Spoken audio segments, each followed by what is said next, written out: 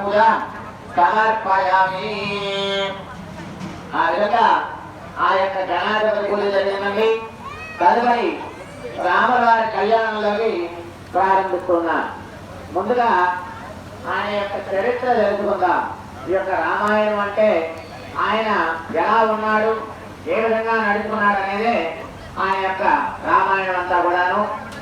ఆ యొక్క రాముల వారి యొక్క జననం గురించి తెలుసుకుందాం. మొదటగా ఆ యొక్క దశరథ మహారాజు గారికి ఎన్ని యజ్ఞ యాగాలు చేసినా కూడా సంతానం కలగలేదట.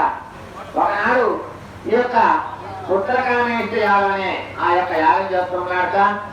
ఆ యాగంలో భాగంగా ఆ యొక్క అగ్నిదేవుడు వచ్చి ఆ యొక్క పాయసాన్ని ఇవ్వడము, తద్వారా రాముల వారు వీళ్ళందరూ కూడా జన్మించడం జరుగుతూ ఉన్నది.